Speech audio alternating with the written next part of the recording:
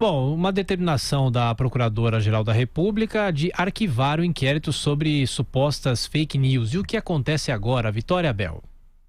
O ministro do Supremo Tribunal Federal, Alexandre de Moraes, rejeitou nesta terça-feira a determinação da Procuradora-Geral da República, Raquel Dodge, de arquivar o inquérito sobre supostas fake news contra colegas da Corte.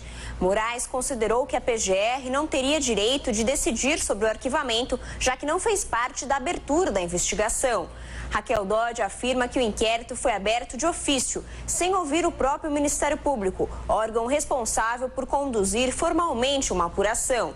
A advogada constitucionalista Vera Chemin diz que, neste caso, claramente houve um acúmulo de funções pelo Supremo. A competência do Ministério Público foi usurpada pelo Supremo, que, por sua vez, acumulou funções que não são de sua competência e, portanto, são inconstitucionais. Segundo especialistas, o STF só teria a prerrogativa de abrir inquérito para investigar crimes cometidos nas dependências da Corte.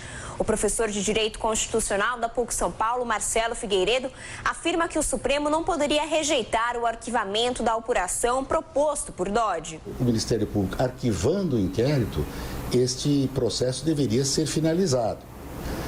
Me parece um pouco estranho esse comportamento do ministro Alexandre, querendo continuar esse inquérito. Marcelo Figueiredo ainda ressalta que o indeferimento de Alexandre de Moraes pode gerar novas ações no Supremo, levando o assunto ao plenário da Corte, como é o caso da Associação Nacional dos Procuradores da República, que pediu a suspensão do inquérito ao Supremo Tribunal Federal.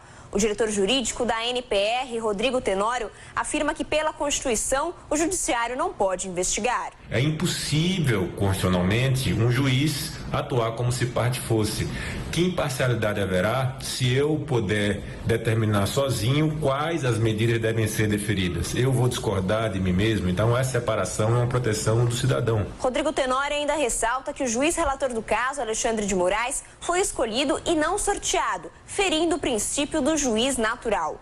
Contrariando o entendimento da Procuradoria, o presidente do Supremo, o ministro Dias Toffoli, decidiu nesta terça-feira prorrogar por 90 dias o inquérito que apura a suposta disseminação de notícias falsas contra o STF.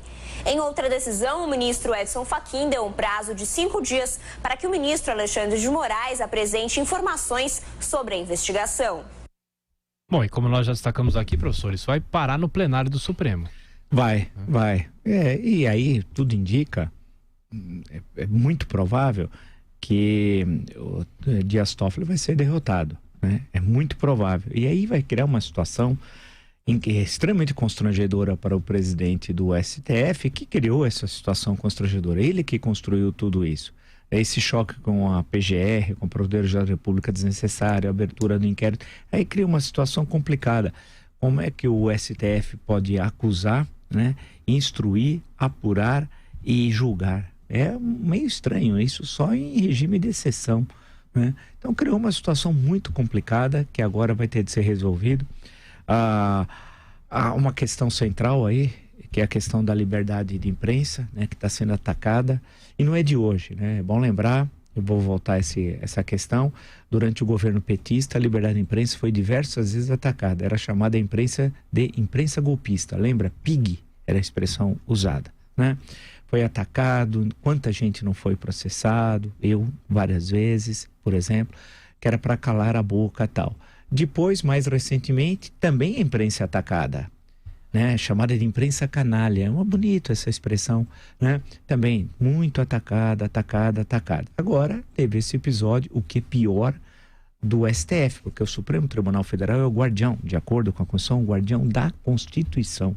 Então isso é importantíssimo. Então o ato feito pelo STF é uma coisa assim, terrível, rasgando a Constituição. A Constituição não é um pedaço de papel, ela é a Carta Magna, tudo passa por ela. Os artigos 5º, em vários incisos do artigo 5º e no artigo 220, fica muito claro a questão da liberdade de imprensa. Então agora tem esse ataque, é um ataque violento feito pelo Supremo Tribunal Federal. O que vai terminar essa história, claro, vai terminar em nada, né? Mas sim, espero. mas o desgaste da instituição vai ser muito grande. E tem gente que diz, eu li agora esses dias, a pior ditadura é do STF. Quem está dizendo isso é gente extremista, autoritário, que no fundo quer a ditadura no Brasil. E está usando dessa questão como um pretexto para desgastar o STF, fortalecer o executivo, desgastar o legislativo e impor a ditadura. Como eu já escrevi, a democracia corre risco no Brasil. E esse episódio acaba fazendo parte desse conjunto. Temos de ficar atento, porque tem muita gente falando em liberdade de imprensa, defendendo a liberdade, e no fundo é autoritário, é oportunista.